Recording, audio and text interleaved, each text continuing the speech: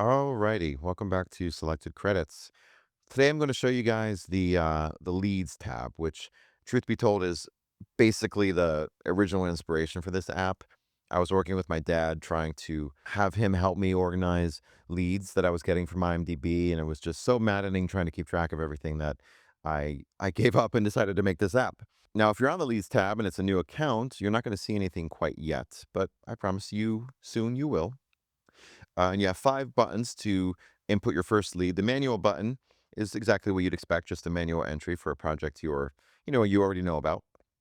The URL button, though, is where things start to get interesting because this box lets you paste anything, any source of information that you might have in a project, whether it's an Instagram post, Kickstarter page, or maybe a press release. You can paste it here, and the AI search tool will read it for you and extract all the info you're going to need to reach out. So as an example, I have here from Deadline a casting announcement for an Amazon film called The Kellys. So I'm going to grab that URL. I'm going to paste it here and add lead. And what this is doing is it's reading that page as best as it can and categorizing the info into our drop-down lists here. So we managed to get a synopsis, and we got some general info, including the director and the screenwriter. And if you go down to the contacts page, we've already added Brad Payton as one of our main contacts. Now, you might be wondering why the screenwriter, Si Chun, wasn't also added. And that's where the search contacts come in. In the settings area, you'll see I've only got checked off the director, producer, showrunner, editor. Don't have screenwriter checked yet. But let's check them off now and rerun the search on that source. This is the original Deadline article. And see if it doesn't pick up the writer this time. Okay, looks like they got him. So we're going to add them to our contacts list. So we're going to try to enrich them, which is a fancy way of saying have the AI search using Google to surface any public-facing information we can find.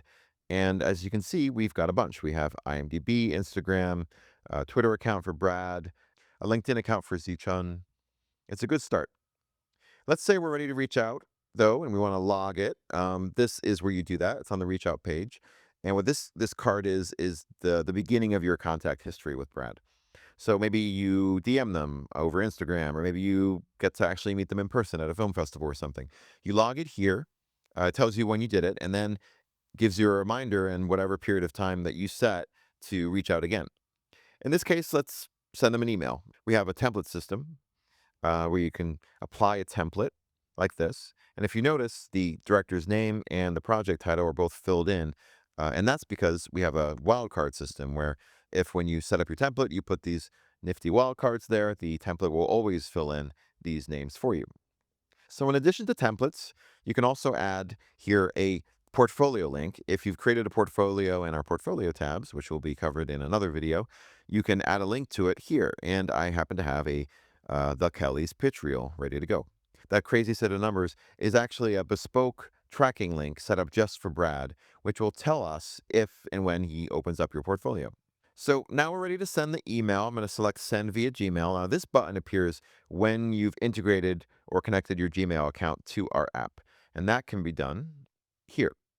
I actually have a video just on this, but just for quick reference, here is where that would be done. I'm going to go over some of the other lead methods in another video. We haven't talked about text or CSV or the Discover tab. The Network tab, real quick, is pretty much exactly like the Leads tab, except for this is used for tracking individual people. Let's say there's a director who's not on a project yet, but you really want to stay top of mind, or maybe a music supervisor that you want to make sure thinks of you the next time they need to license a piece of music, right? So this is where you would track people rather than projects. And this can even be even more useful because this is where you build your network. As you fill the Reach Outs tab with more folks you've contacted, it could be again from the network or the Leads tab. They both funnel into the Reach Outs tab. This list will start populating in descending order, meaning your most recent reach outs will go to the bottom, and your most overdue ones go to the top, which tells you, hey, this is who I should be sending an email to today, right? So that's it. Hope you enjoyed this. I will, as I said, go over some more features in the Leads tab in a future video, and thanks for watching.